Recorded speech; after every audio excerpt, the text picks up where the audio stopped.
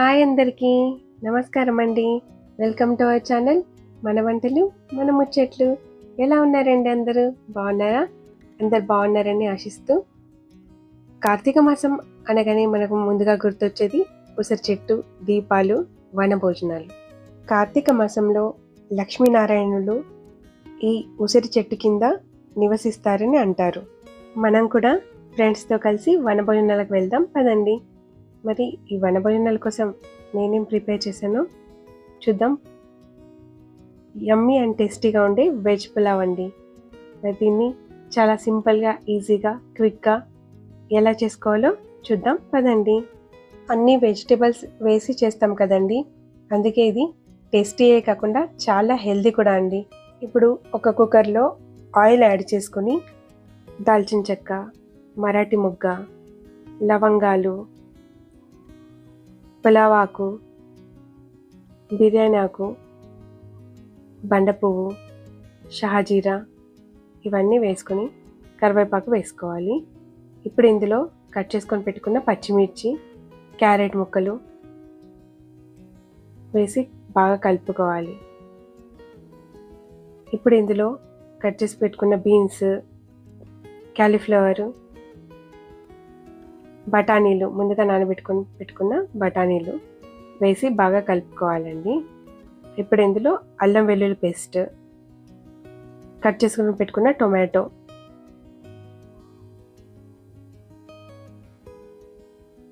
అలాగే soya chunks కూడా వేసి బాగా కలుపుకోవాలండి. ఇప్పుడు ఇందులో పసుపు,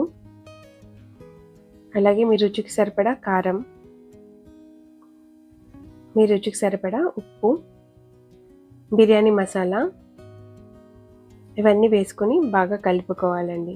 ఇప్పుడు ఇందులో సన్నగా తరిమి పెట్టుకున్న పుదీనా, కొత్తిమీరను కూడా యాడ్ చేసుకోవాలి. వీటిని బాగా కలుపుకున్నాక ఇందులో కర్డ్ అండి, ఒక హాఫ్ కప్ కర్డ్ని కూడా యాడ్ చేసుకోవాలి. ఇప్పుడు ఈ వెజిటబుల్స్ అన్ని బాగా ఫ్రై అయ్యాక ఇందులో బాస్మతి రైస్ అండి, ముందుగా నానబెట్టుకున్న బాస్మతి రైస్ని వేసి బాగా కలుపుకోవాలి. ఇది కొంచెం మగ్గిన తర్వాత ఇప్పుడు ఇందులో మీకు కావాల్సినంత వాటర్ని యాడ్ చేసుకోండి. అలాగే ఒక స్పూన్ ఘీ అండి, నెయ్యిని కూడా యాడ్ చేసుకోవాలి, ఫ్లేవర్ బాగుంటుంది.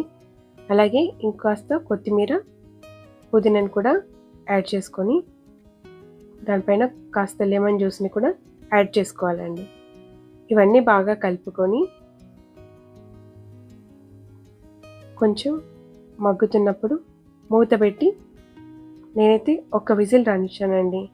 ఒక విజిల్ తర్వాత నాకు చూడండి రెడీ అయింది యమ్మీ టేస్టీ పులావ్.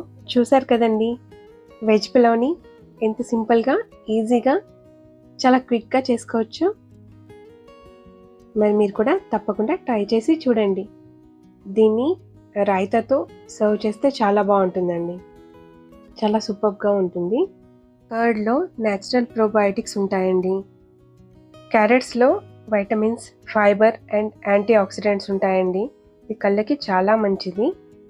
వచ్చేసామండి వనభోజనాలకి, ఉసిరి చెట్టు కిందకి.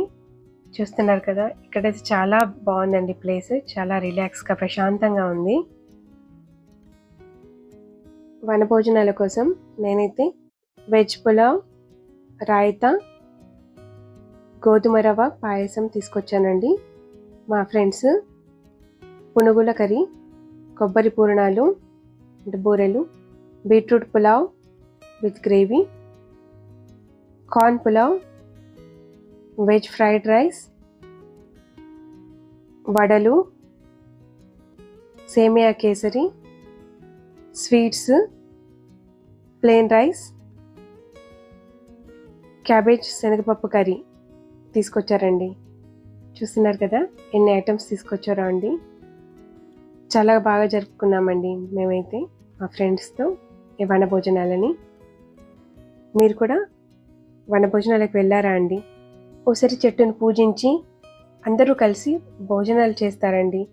ఇక్కడ ఐక్యత భావం కనిపిస్తుంది. ప్రకృతిలో ఉన్న ఆరోగ్యాన్ని స్వీకరిస్తూ భగవన్నామ స్మరణ చేస్తారు.